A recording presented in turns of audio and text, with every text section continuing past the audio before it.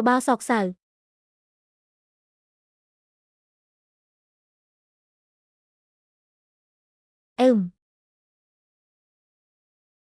ហេតុអ្វីបានជាវាចំណាយពេលយូរម្ល៉េះដើម្បីបញ្ចប់ការប្រយុទ្ធតើអ្នកបានចំណាយពេលច្រើនក្នុងការលុបនិងសរសេរឡើងវិញមុនពេលដែលអ្នកអាចវាយបានតែមួយរឿងមែនទេខ្ញុំគ្រាន់តែកំពុងពិភាក្សាអំពីរឿងសិក្សាសុទ្ធសាធប៉ុណ្ណោះចំពោះបុរសតើការបង្កើតកូនកាន់តែរីករាយឬមានកូនខ្មោចឆៅតិចជាង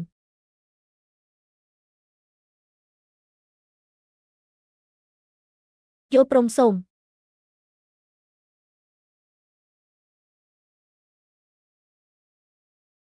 អ្នកណាមែនហើយតើគឺមានន័យដូចម្ដេចតើវាអាចកើតឡើងដោយរបៀបណាមិនអីទេវាហាក់ដូចជាមិនមែនទេមិនអីទេចេញមកអូយហេតុអ្វីអ្នកមិនសាកល្បងម្ដងទៀតនៅថ្ងៃនេះ3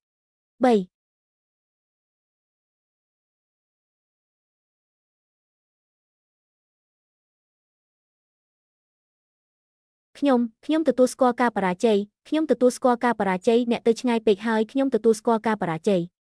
សំណួរដែលខ្ញុំបានសួរមុននេះថាក៏ខ្ញុំមិនទាន់បានសាកល្បងវាទេតើអ្នកចង់មានន័យយ៉ាងណាដោយពាក្យថាដែលមិនទាន់បានសាកល្បងវាទេ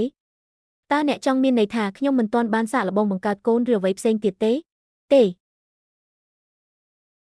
នេះមិនមែនជាការថប់ដំបូងរបស់អ្នកទេហឺខ្ញុំដឹងថាអ្នកកំពុងព្យាយាមរំខានខ្ញុំអរគុណកុំបារម្ភអីខ្ញុំសន្យាថាខ្ញុំនឹងដេរសាច់ដុំពោះរបស់អ្នកឲ្យស្អាតឡើងវិញមិនថាថ្លៃសេវាប៉ុន្មានទេ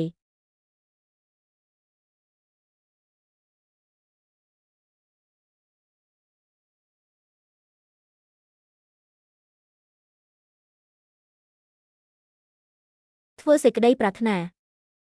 ខ្ញុំសង្ឃឹមថាគាត់ទទួលរងការឈឺចាប់តិចជាងខ្ញុំសង្ឃឹមថាគាត់សប្បាយចិត្ត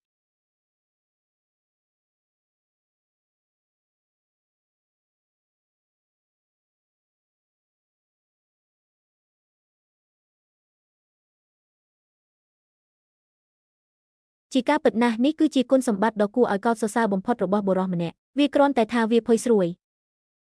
ខ្ញុំតែងតែគិតថាខ្ញុំចូលចិត្តពណ៌ស្ដូចពន្លឺព្រះច័ន្ទដ៏កក់ក្ដៅឥឡូវនេះវាហាក់ដូចជាខ្ញុំមិនចូលចិត្តពណ៌ជាក់លាក់ណាមួយទេខ្ញុំគ្រាន់តែចូលចិត្តពណ៌នោះ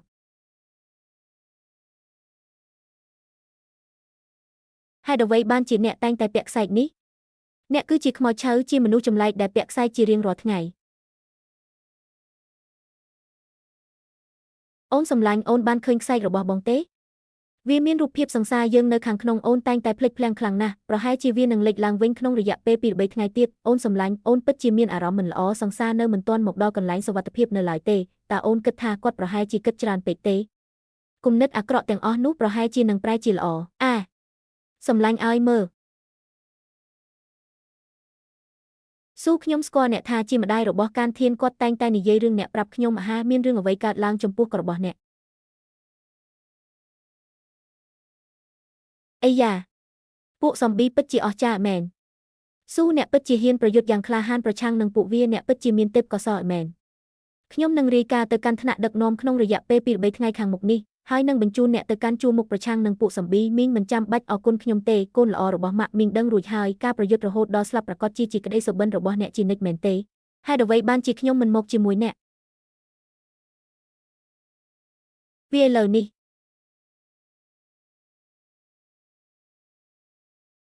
កានត្រូវបានចាប់ពង្រត់ដោយស្ដេចซอมប៊ីតើអ្នកបាននិយាយអ្វីខ្ញុំបានព្យាយាមអស់ពីសមត្ថភាពហើយប៉ុន្តែខ្ញុំមិនអាចជួយសង្គ្រោះគាត់បានទេខ្ញុំរងរបួសនេះដើម្បីជួយសង្គ្រោះឆាវអូមិនអីទេបើអ្នកមិនចង់ឲ្យខ្ញុំមើលទេអ្នកក៏មិនចង់ឲ្យខ្ញុំមើលដែរហេតុអ្វីបានជាអ្នកចង់គ្រប់គ្រងអាហាររបស់អ្នកខ្ញុំ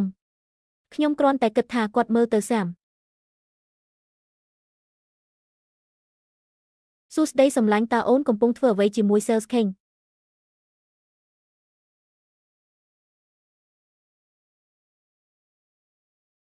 ម៉ាក់ដឹងដោយរបៀបណាថាបុរសដែលសិស្សច្បងរបស់ម៉ាក់បានប្រាប់ម៉ាក់អំពីនោះគឺជាបុរសដែលម៉ាក់ចូលចិត្តកាលពីនៅរៀនគាត់មានស្នាមជាពេញមុខយើងបានធ្វើឲ្យប្រាកដថាគាត់មានសុវត្ថិភាពខ្ញុំមិននឹកស្មានថាគាត់នឹងមើលទៅដូចជាសិស្សរដូវក្តៅនោះទេអូ គាត់មិនមែនជាយាយរបស់ខ្ញុំទេមិនអីទេភ្លេចថាគាត់ស្គាល់កូនឬអត់ម៉ាក់ចង់ពិភាក្សារឿងមួយជាមួយកូនម៉ាក់នេះជាថ្នាំពុលកណ្ដុរមួយកញ្ចប់កូនឲ្យវាទៅឈើមេងជាស៊ីបើគាត់ស្លាប់វាបង្ហាញថាគាត់ជាកណ្ដុរបើគាត់មិនស្លាប់ទេវាបង្ហាញថាគាត់ជាវិញ្ញាណកណ្ដុរម៉ាក់មិនចូលចិត្តគាត់ទេដូច្នេះកុំនិយាយអ្វីបន្ថែមទៀតវាមានអារម្មណ៍ដូចជាស្នាមប្រឡាក់លើជីវិតកូនអូយតើពេលនេះជាពេលណាដែលអាចនិយាយជាមួយកូនស្រីខ្ញុំអំពីរឿងទាំងនេះតើម៉ាក់មានគម្រោងសម្រាប់ស៊ូជើនៅពេលណាអ្វីម៉ាក់ខ្ញុំមើលថាម៉ាក់ព្យាយាមរត់គេចខ្លួនប៉ុន្តែបរាជ័យឥឡូវនេះវាហាក់ដូចជាការសម្លាប់ស្ដេចខ្មោចឈើគឺជាជម្រើសតែមួយគត់របស់ម៉ាក់មែនហើយស្ថានភាពស្មុគស្មាញបន្តិចតើម៉ាក់មិនចង់នៅជាមួយឪពុកម្ដាយរបស់ម៉ាក់ទេម៉ាក់ចង់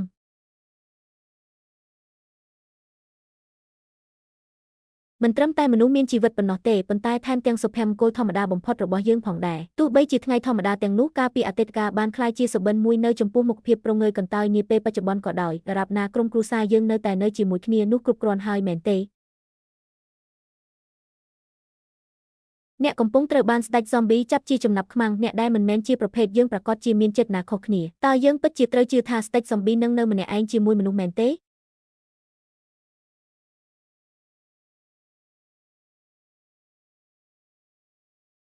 តើអ្នកពិតជាជឿថាមានតែស្ដេច zombie ម្នាក់ក្នុងចំណោមមនុស្សទេបើគ្មានវិធីដើម្បីគេចផុតទេបើដូច្នោះមែនសម្រាប់ស្ដេចខ្មោចឆៅទៅខ្ញុំមិនដឹងថាហេតុអ្វីបានជាគាត់មិនស៊ីអ្នកទេប៉ុន្តែអ្នកអាចធ្វើឲ្យគាត់ភ្ញាក់ផ្អើលបានស្ដេចខ្មោចឆៅត្រូវសម្លាប់ក្បាលហើយប្រាសាទគឺជាចំណុចខ្សោយបំផុតនៅក្នុងអគារទាំងមូលដូច្នេះប្រាសាទគឺជាចំណុចខ្សោយតែមួយគត់របស់ស្ដេចខ្មោចឆៅស្ដាប់ខ្ញុំសិនខ្ញុំនឹងរងចាំ3ថ្ងៃ3ថ្ងៃក្រោយមកពួកគេនៅតែមិនបានសម្លាប់នរណាម្នាក់ឬបញ្ជូនពួកគេទៅធ្វើសង្គ្រាមដើម្បីជួយសង្គ្រោះអ្នកឡើយ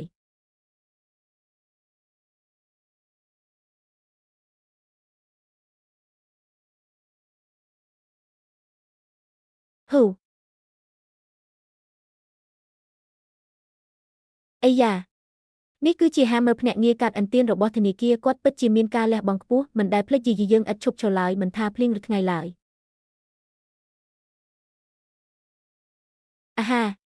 អ្នករងរបួសហើយអ្នកឆ្លោះគ្នាមែនទេតើអ្នកហត់ទេចាំខ្ញុំម៉ាស្សាឲ្យអ្នកបន្តិចបានទេនារីវ័យក្មេងម្នាក់មកពីប្រទេសសិង្ហបុរីដែលជាអ្នកជំនាញខាងអស្ចារ្យបុរាណចិនមានបច្ចេកទេសម៉ាស្សាដែលឪពុកខ្ញុំចង់សាកល្បងប្រសិនបើអ្នកមិនពេញចិត្តគាត់ផ្ដល់ជូនការធានាសងប្រាក់វិញក្នុងរយៈពេល7ថ្ងៃ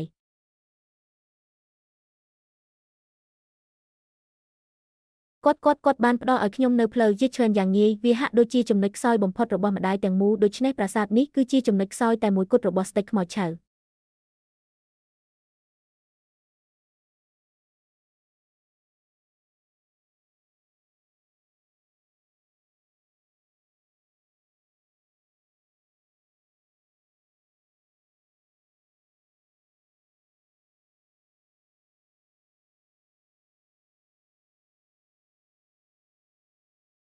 វាជាការមិនយុត្តិធម៌សោះពូឈីនតាវ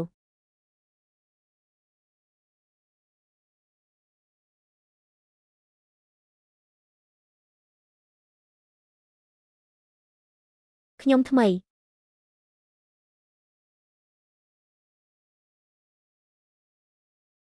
តើយើងពិតជាបានមកដល់ហើយឬនៅ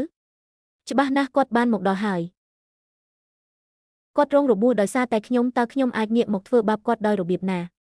ខ្ញុំមិនមែនជាមនុស្សប្រភេទនោះទេហើយខ្ញុំក៏គ្មានចិត្តនាអាក្រក់ដែរមានតែសេចក្តីប្រាថ្នាប៉ុណ្ណោះ